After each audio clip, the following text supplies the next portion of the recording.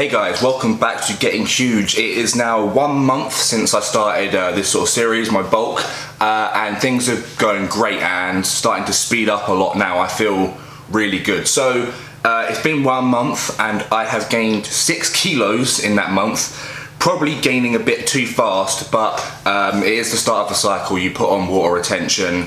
So yeah, I'm up 6 kilos. I definitely feel a lot bigger and my strength is going up pretty damn quickly.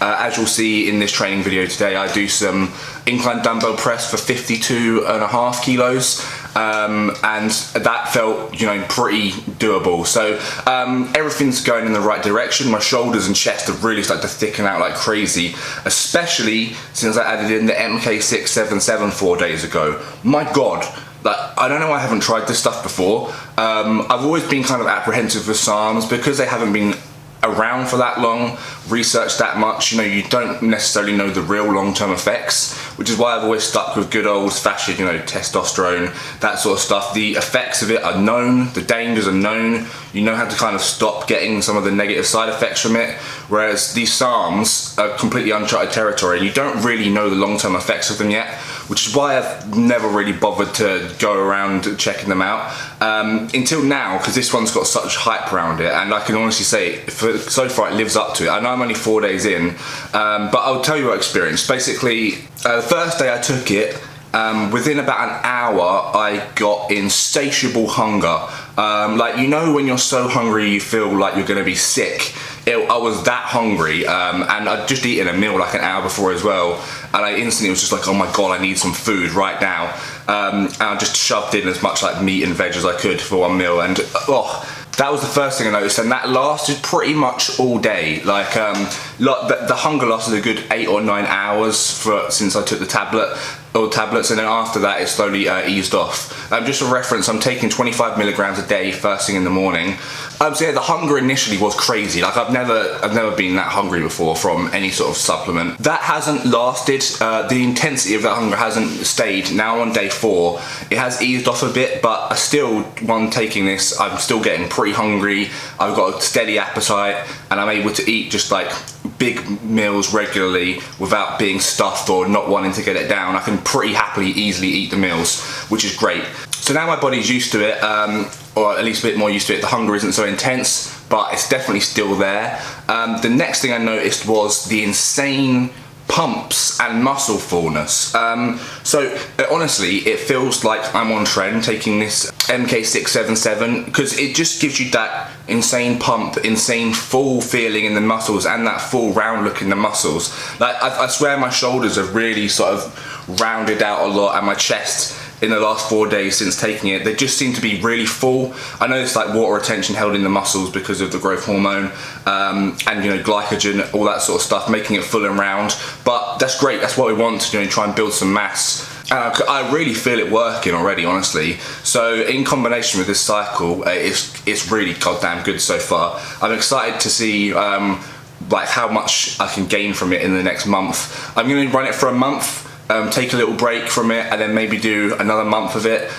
We'll see how effective it is, and if I get any sort of negative effects from it, using it a bit longer. But so far, everything seems really great with it. Another positive is sleep. My sleep has been amazing in the last few days. Like, I've slept like an absolute rock. It's been really deep sleep. I don't normally struggle to sleep anyway, but sometimes it's a bit hit and miss with me. It kind of depends, but lately I've been out like a light. Like, I've been really tired by 10 PM, sleeping right through till 8 AM with barely like waking up at all, which I normally wake up a couple times a night, so that's great for me. I feel very rested. I've got a lot of energy, very motivated. Since starting taking this MK, I've just felt honestly great. A lot of people say they get lethargic, tired, dizzy on it. I have not experienced that whatsoever. I've got the opposite. I feel fucking amazing using this stuff. I'm very confident it's going to help me add some gains now I've sort of experienced it, but we'll see what happens over the next few weeks. For now, let's just jump into the training footage of my chest day. It was a good fun one, and yeah. Okay, so we started the chest workout with some incline dumbbell press. I do love the incline dumbbell press, and it's one of the reasons I have such a thick upper chest, is just from doing really heavy incline movements. So this was my heaviest set of 52.5 kilos. I pyramided up, so I did, this was my 4th set. I was just jumping up at like 10 kilo increments. and I was feeling really strong. This is probably the most I've incline pressed in at least a year, and it did not feel hard. I think I did a solid 8 reps to start my workout out. Most of my workouts are basically designed on heavy stuff right at the beginning, like as heavy as I can go for like sort of almost strength training, but a few more reps, then into a lot more volume stuff like this. So the incline dumbbell superset flyer combination. If you've never done this, it's an insanely good superset. You get such a good pump from it. It really just destroys all of the upper chest fibers. It's a great one to do. So you can see also with my pressing, I always make sure I come down controlled and get nice and deep into the movement. A lot of people will use way too much weight when dumbbell pressing and don't come down to like their chest enough, and this is where you really get most of the activation, is the stretch tearing bit at the bottom and then pressing up out of that hole. If you're not getting the depth in, then you're missing out half the rep, so make sure you do that. Then straight into flies. Again, deep stretch every rep with the flies, really important, and it just really helps you get more activation of the muscle fibers. I am training with Reese in this workout, but he got there a bit after me, so I did a couple of sets myself, like all the incline press and this superset, 3 sets of this before he got there. So afterwards he did some incline bench instead. But yeah, give this, I mean, if you just did this for your chest workout, honestly, this superset I'm doing at the beginning, you could make chest gains. You wouldn't even need to do much else if you did like 5 supersets of this. It's really intense, it's insane. So like I said, next Reese came along, and he's my bulking bro now. We're both like bulking up and doing the same sort of training, so it's good to have someone bulking at the same time as me, similar sort of strength. It's just nice to have someone to train like that. So he did incline barbell instead, which is one exercise that really does not agree with me, and I'm sure everyone's got something like this, or an exercise where if you do it you just get a niggling pain from it, and it's not a good pain. So for me, when benching, I just get, especially incline bench, I get a pain in my rotator cuff, and no matter what I do, no matter how much I warm up, what grip positioning I use, my rotator cuff always really grinds doing incline barbell, so it's just something that I've just left, and I'd rather do the dumbbells. It's similar movement anyway, you're going to get the same sort of thing out of it. It is weird because flat barbell I'm completely fine, but just the incline barbell, for whatever reason, it just really trashes my right rotator cuff. It just hurts like hell. Maybe it's because I'm overcompensating, one arm stronger than the other or something like that, I don't really know, but it's not a movement I need to do anyway, so you just got to find workarounds.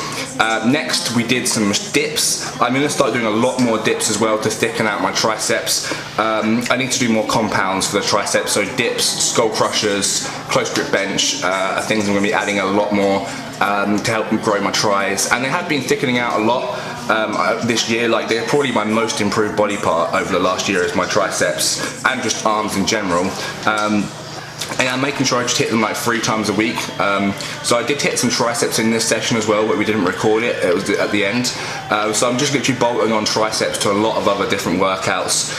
Also, you can see there the layers of my calves are coming on a bit. Like, training them 3 times a week with rest pause sets is really working well, honestly. I'm finally making some progress there too. But yeah, so dips are a great one for chest development as well, obviously. The further forward you lean, the more you're going to activate your chest. The further back you lean, it's more tricep activation. But again, you can see here we're just going for volume. So we could have put the weight up way heavier on this, but we did the heavy stuff at the start, and we're going for more volume on these parts of the workouts to get that pump in, to break down the muscles that way. Next, we did another one of my favorites, is a crossbody machine press. So you can do this on a flat machine press, a crossbody. I like the incline to really focus on that upper pec, and a lot of people probably need to focus on that upper pec as well. So you do one side, a crossbody, really feel that squeeze in the upper inner chest muscles because you're pushing the weight across your body. And then at the end we go back to the middle and do both presses at the same time, really squeezing and tensing the chest muscles. One of the reasons I have such a big chest isn't just my genetics, it's just the style of training, and making sure you actually get complete reps in and feel the contraction in your chest. Because most chest movements are compound, there is always the chance for other muscles to take over, like your shoulders, your triceps. So some people from benching and chest movements actually just get very developed front delts and triceps triceps and actually don't really activate their chest whatsoever. So it's a very common mistake. So when you're training chest, really try and think about squeezing and tensing the fibers. You can see here, like every rep I'm getting that little squeeze at the top, you know, really trying to feel every rep, making sure that my chest is activated throughout all of it and not just using my triceps and shoulders to work through it. And I think that's one of the big differences in how I train to some other people doing chest. But this superset is a great one. It really will help build your upper and inner chest. I know where loads of people lack is that inner chest muscle. This sort of exercise is going to directly target that. And me and Reese were actually joking about it the other day, that the DOMs with this sort of workout on chest is like something you don't really feel like anything else. And he said to me, and it clicked in my head that I've had this before as well, it feels like you're having a heart attack, because the DOMs is like right under the pec muscle, right near the center line of the chest where your heart is, and it's like this really weird sort of stabbing kind of pain, the DOMs, the day after. And honestly, it sometimes does feel like you're maybe having a heart attack or a stroke. It's a really weird sensation, and so that's how you know you've really hit the muscle deep and, you know, torn it right down to where the sternum is. So that's what you want to really build up that inner pec. Next, flies, the final exercise for chest. Again, one people don't do very well. Reese is doing it pretty much perfectly here. You're getting that deep stretch, okay, each rep. Really important to get that stretch in. It just activates so many more muscle fibers. And then I like to do a nice squeeze and hold at the top of the rep as well. Really just to activate fibers. Just because the weight isn't moving doesn't mean your muscle isn't working. So you see here, mine is slightly more slow and controlled. I get that negative in, squeeze for a second, get a deep stretch, squeeze. That's the difference, you know. I don't even need that much weight. I'm just really focusing on the contraction and trying to engage all of my chest fibers. And you can see here that considering I'm bulking and I weigh 108 kilos, I've got fairly decent condition. I definitely need to clean the diet up a bit to make sure I don't actually get fat. But so far I'm feeling really good about my progress, and this bulk is, I can tell already I'm going to gain so much compared to other bulks I've done before. By December, January time, which is when my bulk will end, I'm hoping to be about 110 to 115 kilos, but better condition than this. I want to have slightly lower body fat. So that's, you know, a shitload to gain, but I'm pretty confident I can do it. And things have just been going great so far. So I hope you enjoyed this workout. Lots more stuff to come. I've got my coaching clients doing competitions. I've got loads of other stuff coming up soon. And, you know, I'm actually really getting into this bulk now. I'm really excited and enjoying it, and finally seeing, you know, some progress, because this year's been rubbish. It just feels like I've been going backwards most of the year since I did my contest prep, but now things are really, like, I'm making real good progress. I'm consistent, I'm motivated, and that's all you need is consistency to get good progress. So let's do it, let's keep smashing it. If any of you guys are bulking as well, you know, stay on track, keep training heavy, and I'll catch you all for the next video. Bye bye.